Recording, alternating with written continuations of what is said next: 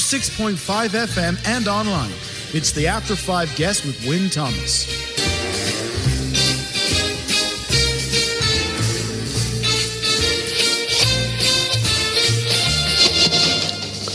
And time now for my After 5 guest. I'm delighted to be joined by Sarah Class, composer of the music for the Prince of Wales project Terra Carta. Sarah, thanks for your company this afternoon. Well, thank you for having me on your show, Wynne. All this came about when you wrote to the Prince of Wales to ask if he would use your music in the Terra Carta project. Tell us more about that. Well, what I did was I heard about Terra Carta, and I just set about writing him a letter because I just thought that the project sounded so amazing. Trying to get businesses to invest in a sustainable way and putting nature as the value of nature is what it's all about, and putting that as the driving centre of the economy. And I just thought it was just such a slightly revolutionary in many ways. And I don't know why. I just thought, well, felt compelled to write to him. Sat down and I told him about my natural history programs. I told him how I'm lending my music to the Wildland Trust, and how I believe that the power of music can get the conservation message across. So I just put it in the post, didn't think anything about it. And I suppose it was about 6 weeks later, I had a reply. I said how I would love to be able to help, in any way I could with his project. I didn't actually offer him any music. I sent music. I said, what I was doing with my music. I sent some music to him. Yes, and so I had this reply, and I was delighted. It was just an amazing thing because I didn't expect it. I didn't really even think he would write back. I just knew that I had to at least reach out to him because I'm really interested in the whole, trying to work with my music through environmental causes. So, yes, and he wrote back saying that he also agreed that he felt that emotion through music could sell conservation and get the message over, and that he was very surprised. I remember because he opened my school when I was about 14 or something, and that he would very much like, if it was possible, a theme for his Terra Carta project, which really was a dream come true, because that was the most that would have been such a it was something useful I could do, something I could do with my music. So I set about writing this music, and it had a choir, an orchestra. Well, initially it didn't. I just thought, I sat in my studio and I wrote it. I sent it to him. He really loved it. But then I also thought, well, something such as this really should have live instruments. So I applied to the Arts Council for a grant to record that and the piece called Resonate, for Wildland Trust.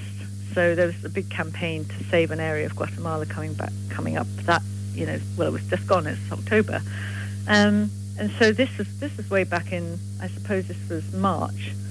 And I ended up writing music to his Sustainable Markets Initiative films, which are all these amazing companies with all these talented people coming up with solutions to the challenges that we're facing for sustainability now. So, yes, it's been a real amazing journey this year. We ended up recording it at Air Studios in London in August. So I have this beautiful piece with a choir and orchestra, finally. So that's how it came about.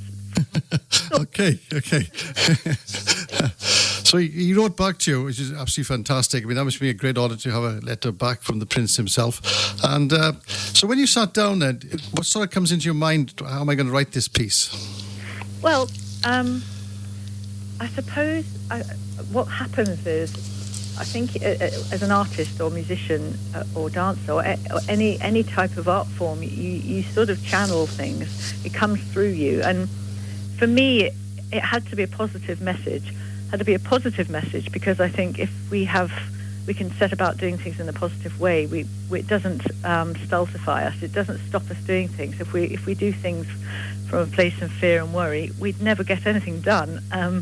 So I wanted it to be about action, about positivity, about unification, because like COP26, nothing can happen unless we're all, coming together to make those things happen as a whole. So I just wanted it to be very uplifting, emotive piece of music, and it ended up being that way. So it's really setting the intention, but I don't know. I think they just happen. It's when you're writing music to television or a film, you're dictated to by pictures and a story. And for me, this battle is really about us being together. You know, I say a battle, but we need to be doing things together in order to make it happen. So that's unification for me. Yeah, so Rhythm of the Earth is the finished piece. Yes. As you said, it was recorded at St. Sir George Martin's Air Studio in Hampshire. But you'd worked with Sir George Martin when he was alive, hadn't you? Yes? Yes. That was another wish come true. I wanted to work with George Martin many years ago, and he ended up being my manager through George Martin Music. Yes, it was. I always loved the Beatles, and I always, anything to do with, John Lennon or Paul McCartney, and I always really respected Sir George Martin, and yes, and then it happened. So I have recorded a few things at Air Studios. So it was lovely to be back there because I hadn't been there for a very long time. So it was amazing. Yeah. So this was used in COP26 as well. How was it used there? What happened was they played the video on a really massive screen at the Kelvin Grove Museum and Art Gallery, and it was at the Terra Carta Seal Awards, and those companies I mentioned, a lot of people were getting awards because of their contribution to these sustainability solutions I was talking about. So there was a guy that has created a biodegradable plastic that can biodegrade in 350 days and go back into the earth and actually do good for the earth. Great. There's all amazing things like that, amazing people. So it was played there, and the music, the music created a bit of atmosphere drop. We did think about having an orchestra, but that wasn't actually very logistically, it didn't work out in the end. But you must have had hairs in the back of your neck standing up straight when that came on the screen. It was amazing. I was saying to somebody else, when I first heard the choir actually singing it themselves in the studio, that actually brought tears to my eyes first of all. Nice. Just hearing it, because I've recorded an orchestra from my studio before, but I haven't since lockdown. I'm talking about the previous album, but this, just to be in the studio. Everybody was 2 meters apart and things, and they had the COVID rules in place, but it was just amazing to be there in person. So. But nature's been very close to you since from an early age, from a child in the Isle of Wight. Is that right? Yeah. Yes, it is. Yeah, my father is a biologist, and he bought this piece of land on the Isle of Wight many years ago. I think even before we were born, and yes, we were very lucky to be brought up there and wander through the woods and be by the sea, and I think that stayed with me all my life, and I think nature's in the background of everything I do. I think it's just such a freeing place. Nature can be just give you headspace to think, to be, and to be creative. So I think many people draw inspiration from nature, but it's just so. It's crucial, isn't it? Do you agree? Yeah. Well, people during lockdown have sort of found their way back into nature and climbing mountains and out into moors and things like that, haven't they? Which they found really uplifting. It's so uplifting. Yeah. If you go just stand by the sea or be on a mountain, as you say, they say that there's negative and positive ions, and it's the negative ions that give you that wonderful feeling, that fresh air and things. It's so much. It is that, I'm sure, but so much more to it, that we, in many layers, I don't think we realise how much we're affected. Scientists have shown, how green spaces affect us and how they make us feel so much better if we're not well, in recovery times. Sorry to interrupt you there. Well, the Prince of Wales, of course, is a very close man to this side of the world as well, obviously being Prince of Wales, Prince Charles. And but as well as that, you've also worked... Did you work with Sir David Attenborough as well on the Africa programme when you wrote the theme music there? Yes, well, I've met him a few times, and he did the narration to the Africa series, and he's also its patron of Worldland Trust. So I've met him at some of those occasions as well, and he's quite particular about music.